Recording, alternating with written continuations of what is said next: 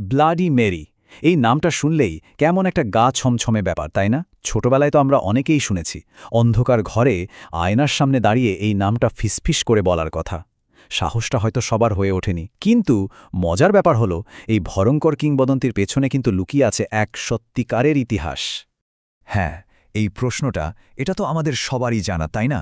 ছোটবেলা থেকে শুনে আসা এই গল্পটা দিয়েই তো ব্লাডি মেরির কিংবদন্তি শুরু হয়। কিন্তু আসল প্রশ্নটা হলো, এই গল্পটা আসলো কোত্থেকে, এর শুরুটা কোথায়? তো চলুন আজ এই কিংবদন্তির একেবারে গভীরে যাওয়া যাক। আমরা দেখব আয়নার ভেতরে সেই ভূত থেকে শুরু করে ইতিহাসের পাতা পর্যন্ত কিভাবে একজন সত্যিকারের রানীর জীবনের ট্র্যাজেডি ধীরে ধীরে এক ভয়ঙ্কর লোককথায় পাল্টে গেল। আচ্ছা, তো চলুন শুরু করা যাক। প্রথমে কিংবদন্তিটা মানে ভূতের গল্পটা আরেকবার একটু ঝালিয়ে নেওয়া যাক। গল্পটা তো মোটামুটি এরকম: আয়নার ভেতর একটা প্রতিহিংসাপরায়ণ আত্মা আটকা পড়ে আছে, আর তাকে একটা নির্দিষ্ট নামে কয়েকবার ডাকলেই ব্যাস সে হাজির হয়ে যায়। কিন্তু কি হবে যদি বলি এই ব্লাডি মেরি কোনো মিথ্যে গল্প না, যদি বলি তিনি সত্যিই একজন মানুষ ছিলেন? হ্যাঁ, এটাই হচ্ছে সবচেয়ে চমকপ্রদ ব্যাপার। এই যে এত ভয়ঙ্কর একটা অতি প্রাকৃত গল্প, এর পেছনে কিন্তু লুকিয়ে আছে ইতিহাসের এক বাস্তব চরিত্র, আর তার জীবনটা ছিল গল্পের চেয়েও অনেক বেশি নাটকীয় আর দুঃখের। তো কে তিনি?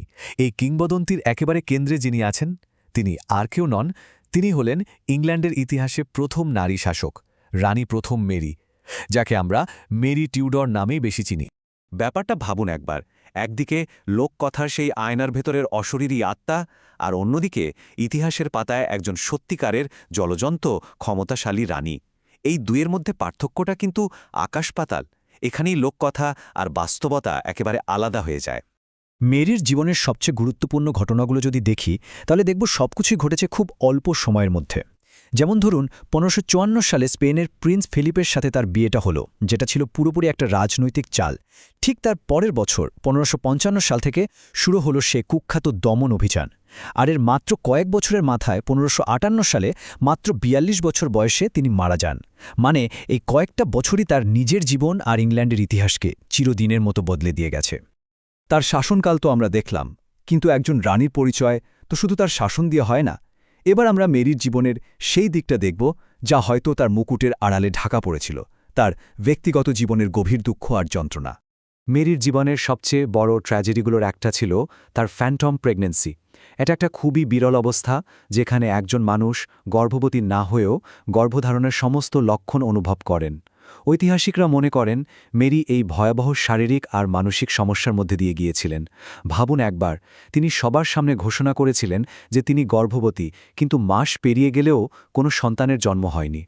তার অবস্থাটা বোঝানোর জন্য এই একটা কথাই হয়তো যথেষ্ট: তার গর্ভে কিছুই ছিল না, ছিল শুধু যন্ত্রণা, একাকিত্ব আর অপ্রকৃতিস্থতা। মানে মাতৃত্বের যে আশাটা তিনি করেছিলেন, সেটাই তার জন্য একটা জীবন্ত দুঃস্বপ্নে পরিণত হয়েছিল। আসলে তার পুরো জীবনটাই ছিল যেন হতাশায় ভরা। তার বিয়েটা ছিল একটা রাজনৈতিক চুক্তি, ভালোবাসার কোনো জায়গায় সেখানে ছিল না। তার স্বামী স্পেনের প্রিন্স ফিলিপ ইংল্যান্ডে থাকতেনই না বলতে গেলে। মেরি একা একা তার ফেরার অপেক্ষায় দিন গুনতেন, কিন্তু ফিলিপের কোনো আগ্রহই ছিল না। শেষ পর্যন্ত তিনি কোনো সন্তান বা সিংহাসনের উত্তরাধিকারী ছাড়াই একা মারা যান। আর এই গভীর ব্যক্তিগত যন্ত্রণাই হয়তো তাকে আরও বেশি কঠোর করে তুলেছিল। কিন্তু এইসব ব্যক্তিগত ট্র্যাজেডির বাইরেও একটা পরিচয় তার সাথে জুড়ে গেছে: ব্লাডি মেরি। তো এবার আসা যাক সেই আসল প্রশ্নে: একজন রানী কিভাবে এমন একটা ভয়ঙ্কর উপাধি পেলেন, যে নামটা আজও মানুষের মনে ভয় ধরিয়ে দেয়? উত্তরটা এই সংখ্যাটার মধ্যেই লুকিয়ে আছে, 280-রও বেশি। ভাবুন, তার মাত্র 5 বছরের শাসনামলে 280 জনেরও বেশি মানুষকে পুড়িয়ে মারা হয়েছিল, শুধুমাত্র ধর্মীয় বিশ্বাসের কারণে। এই সংখ্যাটাই কিন্তু বুঝিয়ে দেয় কেন তার নামের সাথে ব্লাডি বা রক্তাক্ত শব্দটা জুড়ে গিয়েছিল। তো কেন তিনি এটা করেছিলেন? দেখুন, মেরির লক্ষ্য ছিল খুব স্পষ্ট।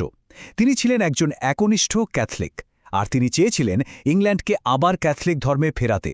এর জন্য তিনি একটা ফরমান জারি করেন, যেখানে শত শত প্রোটেস্ট্যান্টকে ধর্মদ্রোহী হিসাবে ঘোষণা করা হয়। আর শাস্তি ছিল ভয়ঙ্কর: জনসম্মুখে জীবন্ত পুড়িয়ে মারা। 1555 থেকে 1558 পর্যন্ত চলা এই ঘটনাগুলোই ইতিহাসে মেরিয়ান পারসিকিউশন নামে পরিচিতি পায়।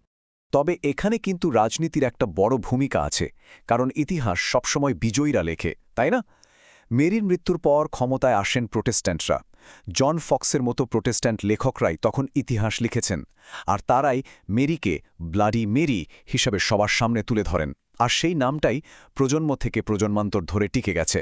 তার শাসনের কথা তো জানলাম, এবার চলুন আবার তার জীবনের শেষ দিনগুলোতে ফিরে যাই, কারণ সেখানেই তার মানসিক অবস্থার অবনতি আর আয়নার প্রতি সেই অদ্ভুত আচরণের গল্পটা লুকিয়ে আছে। বলা হয় জীবনের শেষ দিকে মেরি মানসিকভাবে প্রায় ভেঙে পড়েছিলেন। তাকে নাকি ঘণ্টার পর ঘণ্টা আয়নার দিকে তাকিয়ে থাকতে দেখা যেত, যেন তিনি মরিয়া হয়ে কাউকে খুঁজছেন। রাজপ্রাসাদের কর্মচারীদের মধ্যে গুজব ছড়িয়ে পড়েছিল যে রানী আয়নার সাথে কথা বলেন, হয়তো তিনি তার সেই অনাগত সন্তানের আত্মাকেই খুঁজতেন আয়নার মধ্যে। আর এই অদ্ভুত আচরণ, এই গুজবগুলোই কিন্তু ধীরে ধীরে সেই ভূতের গল্পের ভিত্তি তৈরি করে দিয়েছিল। তাহলে পুরো ব্যাপারটা কি দাঁড়ালো? কিভাবে ইতিহাসের একজন সত্যিকারের দুঃখী রানীর জীবনের গল্পটা এমন একটা ভয়ঙ্কর ভূতের কিংবদন্তিতে পরিণত হলো? চলুন শেষবারের মতো সূত্রগুলো একবার মিলিয়ে দেখা যাক। দেখুন, কয়েকটা জিনিস একসাথে মিলে গেছে। ১. সেই প্রাচীন বিশ্বাস যে আয়না হল আত্মার প্রবেশদ্বার। ২. রানীর নিজের সেই অদ্ভুত আচরণ, ঘণ্টার পর ঘণ্টা আয়নার দিকে তাকিয়ে থাকা। ৩. তার সেই মাতৃত্বের গভীর শোক, যা থেকে লোক ভাবতে শুরু করে যে তিনি হয়তো তার অনাগত সন্তানের আত্মাকেই খুঁজছেন। আর এই সবকিছু মিলিয়েই তার দুঃখের ইতিহাসটা বিকৃত হয়ে আজকের এই ভয়ঙ্কর ভূতের গল্পটা তৈরি করেছে।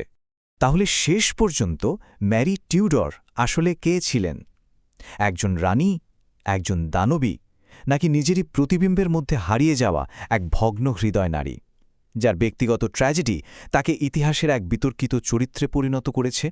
এই প্রশ্নটা হয়তো ইতিহাসের পাতায় অমীমাংসিতই থেকে যাবে।